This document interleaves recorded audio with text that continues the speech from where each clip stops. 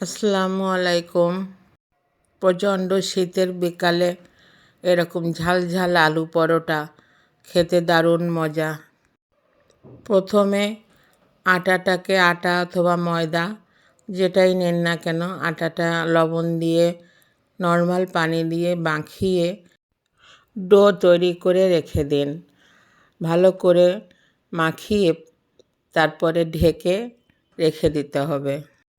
আটার ডোটাকে মেখে এক সাইড করে রেখে দিয়ে তারপরে এর ভিতরের পুরটা তৈরি করতে হবে।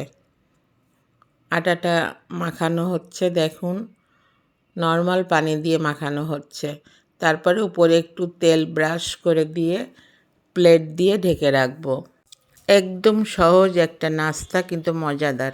এইবার আলু পরোটার ভিতরের পুরটা তৈরি করতে হবে। কয়েকটা আলু সিদ্ধ করে নিতে হবে, তারপর গ্রেটার দিয়ে এইভাবে গ্রেট করে নিতে হবে।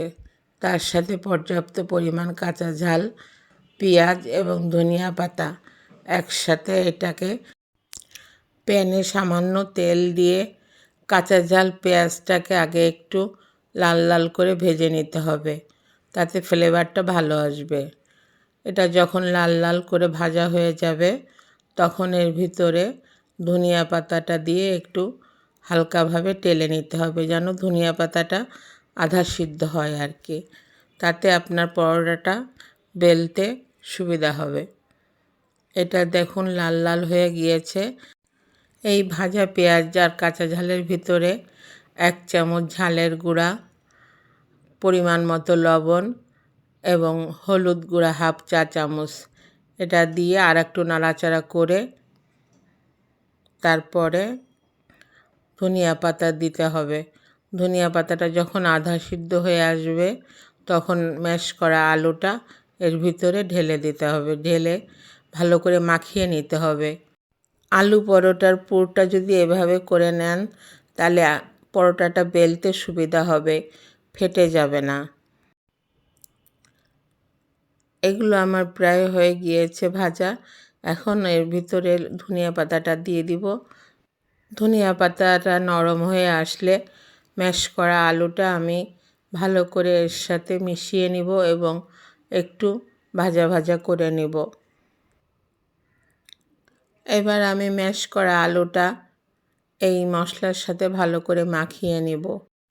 আলু পরোটা সবাই খেতে ভালোবাসেন বা সবাই বানাতে পারেন, কিন্তু আমি মনে করিয়ে দিচ্ছি আপনাদের, যাতে আমার ভিডিও দেখে আপনাদের মনে পড়ে। খুবই সহজ মজাদার নাস্তা। যদি কেউ ঝাল বেশি খান, একটু বেশি করে ঝাল দিতে পারেন। যেহেতু শীতকাল, বিকালের নাস্তা হিসাবে খেলে অনেক ভালো লাগবে, মানে শীতটা একটু কম লাগবে। পরোটার পুরটা আমার সম্পূর্ণ রেডি হয়ে গিয়েছে। এবার আমি যে আটা মেখে রেখেছিলাম সেটাকে আর একটু ভালো করে ম্যাশ করে নিতে হবে, যাতে আটাটা একটু নরম হয়। এই যে এইভাবে বাটির মতো তৈরি করে নিয়ে তার ভিতরে আলুর পুরটা দিয়ে এইভাবে মুখটা ভালো করে ঘুরিয়ে আটকিয়ে দিতে হবে, যাতে পরোটাটা বেলার সময় যেন কোনো দিক থেকে বেরিয়ে না যায়। দেখুন এইভাবে পরোটার ডোটা তৈরি করতে হবে। এখন বেলে নিচ্ছি এক এক করে। তবে পরোটা কিন্তু একটা বেলতে হবে, একটা ভাজতে হবে।